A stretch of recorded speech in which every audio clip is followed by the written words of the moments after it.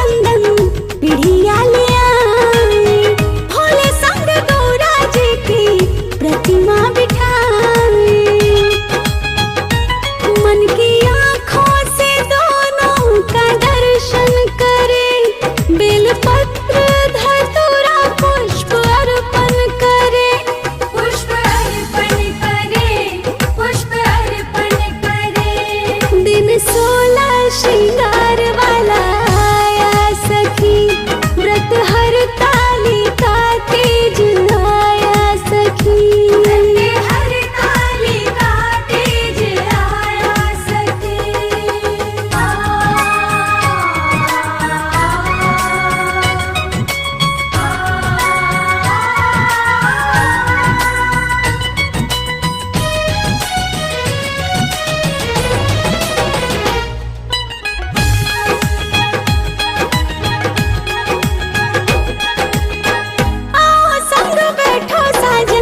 ध्यान तो लगा आए हैं भोले शंकर, शीश तो नवा।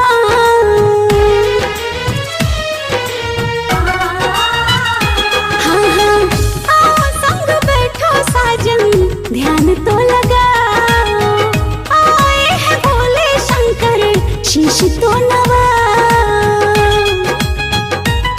कभी उतरे ना मेहंदी महावर का रंग, हम सुहागन रहे और सावरिया हो संग, सावरिया हो संग, सावरिया हो संग। हमने हिल मिल के तीज मनाया सखी, व्रत हर ताली का तेज आया सखी, व्रत हर ताली का तेज आया सखी, व्रत हर ताली का तेज आया सखी।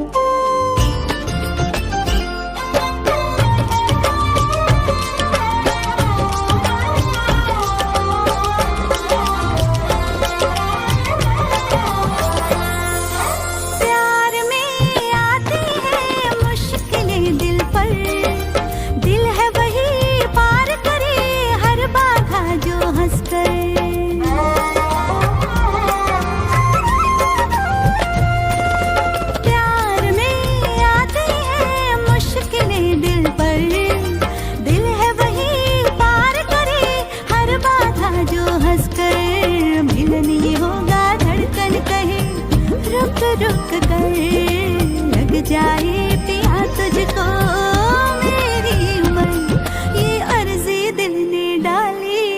बीच आई हरियाली, गाल से छलके लाली। बीच आई हरियाली, लेके खुशियों की थारी।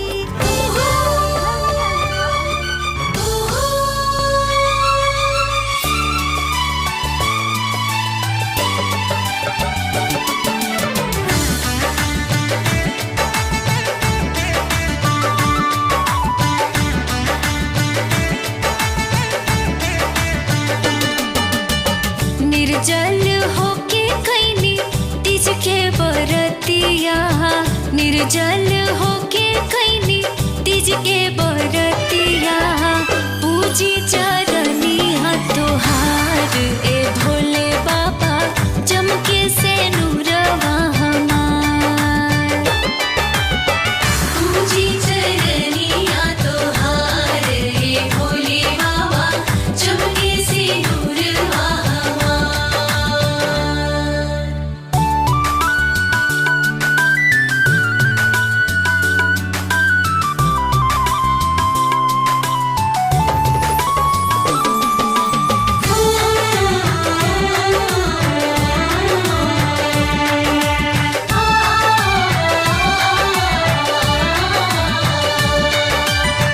हमरो अरज सुनी पार्वती माई, सैया पर हे हसहाय हो। जन्मो जन्म रही हम एह बतिया, मांगता निसिरा बनवाए हो। फूल अस खिलल रहो सैया के सुरतिया, हाथ जोड़ करी ले पुकार ए भोले बाबा, चमके से नूरवा हमार। पूजी चरनिया तोहार ए भोले बाबा, चमके से नूरवा हमार।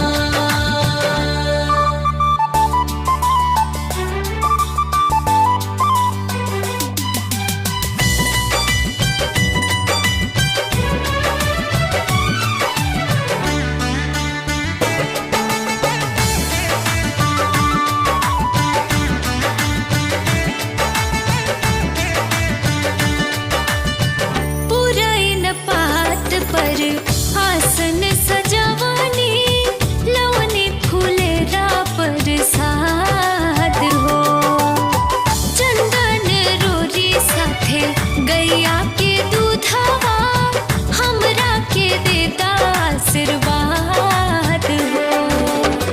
अक्षत साथे अक्षरा लावे बेलपतिया, अबीर गुलाल चटकार ए भोले बाबा, चमके से नूरवा हमार। पूजी चरनिया तोहार ए भोले बाबा, चमके से नूरवा हमार। पूजी चरनिया तोहार ए भोले बाबा, चमके से नूरवा हमार। आज हम हरतालिका तीज व्रत की कथा श्रवण करेंगे। हरतालिका तीज भाद्रपद शुक्ल तृतीया को यह व्रत किया जाता है। सुहाग चाहने वाली स्त्रियों को इस दिन शंकर पार्वती सहित बालों की मूर्ति बनाकर पूजा करनी चाहिए तथा सुंदर वस्त्रों, कदली स्तंभों से घर को सजाकर नाना प्रकार के मंगल गीतों से रात्रि जागरण करना चाहिए। इस व्रत को करने वाली स्त्रियां पार्वती के समान सुखपूर्वक पति रमण करके शिवलोक को जाती हैं। हरतालिका व्रत की कथा। शंकर जी ने पार्वती को कहा कि एक बार तुमने हिमालय पर्वत पर जाकर गंगा किनारे मुझको पति रूप में पाने के लिए कठिन तपस्या प्रारंभ की थी। उसी घोर तपस्या के समय नारद जी हिमालय के पास गए तथा कहा कि विष्णु भगवान आपकी कन्या के साथ विवाह करना चाहते हैं। नारद की बनावटी बात को तुम्हारे पिता ने स्वीकार कर लिया। फिर नारद जी विष्णु के पास गए और कहा कि आपका विवाह हिमालय ने पार्वती के साथ करने का निश्चय किया है, आप इसकी स्वीकृति दें। नारद जी के जाने के पश्चात पिता हिमालय ने तुम्हें भगवान विष्णु के साथ विवाह निश्चित किया गया है यह बतलाया। तुम्हें सुनकर अत्यंत दुख हुआ। एक सखी के द्वारा दुख का कारण पूछे जाने पर तुमने कहा कि मैं इधर भगवान शंकर के साथ विवाह करने के लिए कठिन तपस्या कर रही हूँ, इधर हमारे पिताजी विष्णु के साथ संबंध करना चाहते हैं, तुम मेरी सहायता करो, अन्यथा मैं प्राण त्याग दूंगी। सखी ने धीरज देते हुए कहा, मैं तुम्हें ऐसे वन में ले चलूंगी कि तुम्हारे पिता को पता ना चलेगा। इस प्रकार तुम सखी संपत्ति से घने जंगल में गई। इधर तुम्हारे पिता हिमालय घर में इधर उधर खोजने पर भी जब तुम्हें ना ढूंढ पाए तो बहुत चिंतित हुए, क्योंकि नारद से विष्णु के साथ विवाह करने को मान लिए थे। वचन भंग की चिंता ने उन्हें मूर्छित कर दिया। तब सभी पर्वत यह तथ्य जानकर तुम्हारी खोज में लग गए। उधर सखी सहित तुम सरिता किनारे की एक गुफा में मेरे नाम पर तपस्या करने लगे। भाद्रपद शुक्ल पक्ष तृतीया को उपवास रहकर तुमने सिकता का शिवलिंग संस्थापित करके पूजन तथा रात्रि जागरण भी किया। तुम्हारे इस कठिन तप व्रत के कारण मुझे तुरंत तुम्हारे पूजन स्थल पर आना पड़ा। तुम्हारी मांग तथा इच्छा के अनुसार तुमको मुझे अर्धांगिनी रूप में स्वीकार करना पड़ा। तत्पश्चात मैं तुरंत कैलाश पर्वत पर चला गया। प्रातः वेला में जब तुम पूजन सामग्री नदी में छोड़ रही थी, उसी समय हिमालय राज उस स्थान पर पहुंच गए। वे तुम दोनों को देखकर पूछने लगे, बेटी तुम यहाँ कैसे आ गई? तब तुमने विवाह वाली बात सुना दी। वे तुम्हें घर बुला लाए। तब शास्त्र विधि से तुम्हारा मेरे साथ विवाह हुआ। हरितालिका व्रत का नामकरण सखी द्वारा हरि जाने पर इसका हरत आलिका अर्थात हरतालिका पड़ गया। शंकर जी ने पार्वती से यह भी बताया कि जो स्त्री इस व्रत को परम श्रद्धा से करेगी उसे तुम्हारे समान ही अचल सुहाग मिलेगा।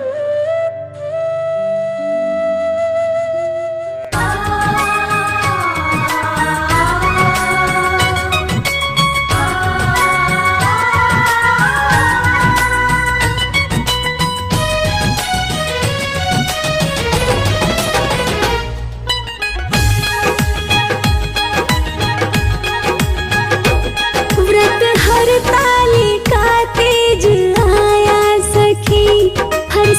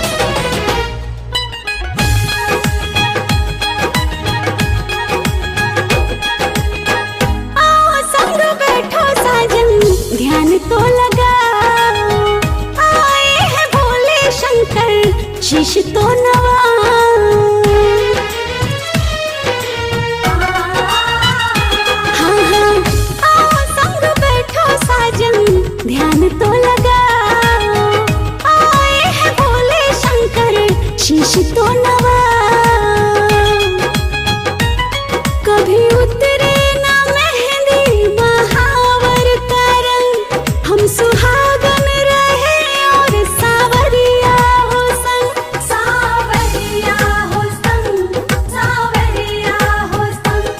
हमने हिल मिल के तीज मनाया सखी, व्रत हरतालिका तीज आया सखी। हरतालिका तीज आया सखी, व्रत हरतालिका तीज आया सखी।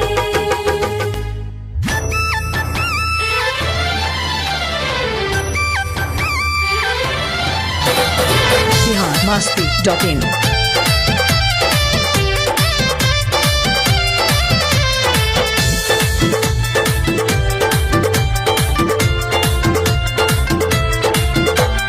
निर्जल रह के हमने किया है तीज का त्योहार, सदा अखंड सुहाग सलामत रहे पिया का प्यार।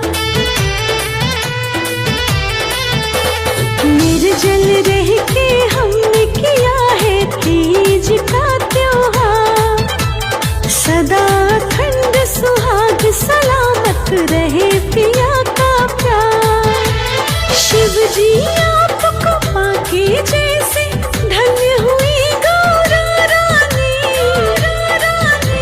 सात जन्म का स्नेह सजन से जोड़ दो हे भोले दानी, सात जन्म का स्नेह सजन से जोड़ दो हे भोले दानी।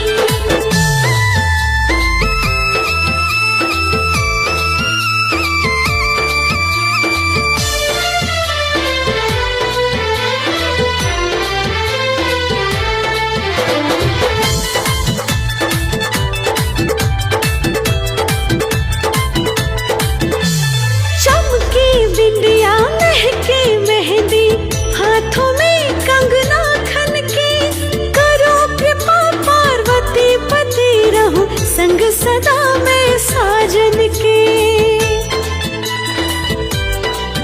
हाँ चमकी बिंदिया महके मेहंदी, हाथों में कंगना खन के, करो कृपा पार्वती पति रहूं संग सदा मैं साजन के।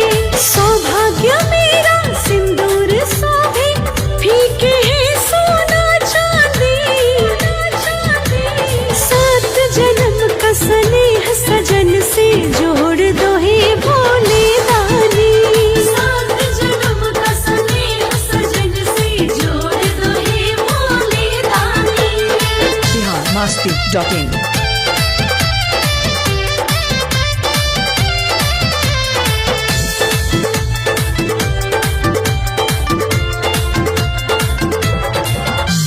सिया राम रुक मेरी शाम सा, प्रीत पिया का मैं पाऊं, करना सफल व्रत ये मेरा गौरी शंकर गोहराऊं। सिया राम रुक मेरी शाम सा, प्रीत पिया का मैं पाऊं, करना सफल व्रत ये मेरा गौरी शंकर गोहराऊं। सुख दुख मिलकर संग सहे हम, चाहे हो कोई परेशानी, सात जन्म का स्नेह सजन से जोड़ दो हे भोले दानी, सात जन्म का स्नेह सजन से जोड़ दो हे भोले दानी। biharmasti.in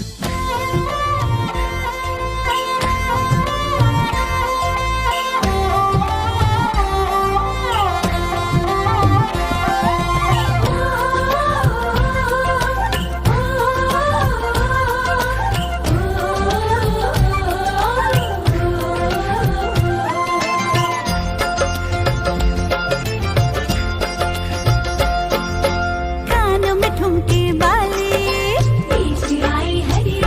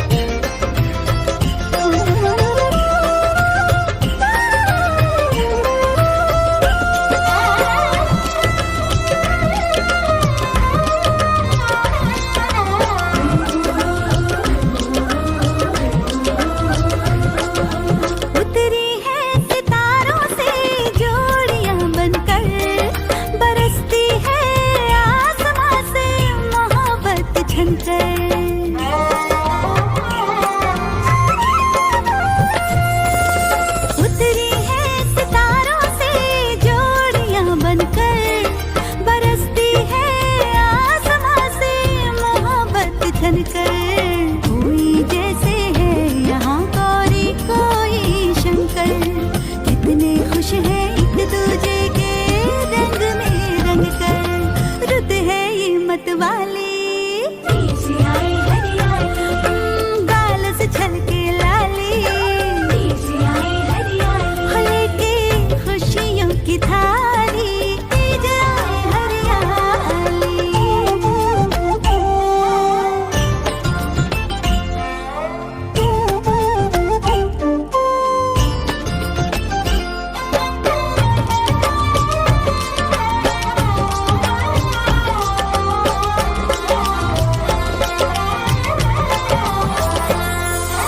प्यार में आती है मुश्किलें दिल पर, दिल है वही पार करे हर बाधा जो हंसकर।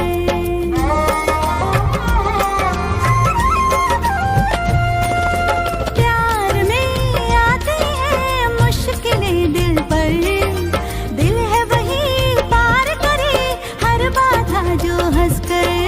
मिलन ये होगा धड़कन कहे रुक रुक कर, लग जाए पिया तुझको मेरी उम्र, ये अर्जी दिल ने डाली। गाल से छलके लाली,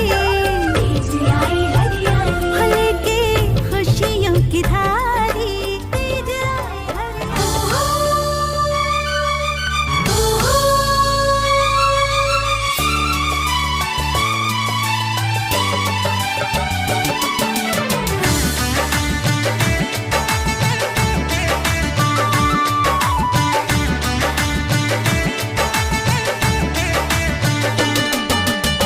निर्जल होके कैनी तीज के बरतिया, निर्जल होके कैनी तीज के बरतिया।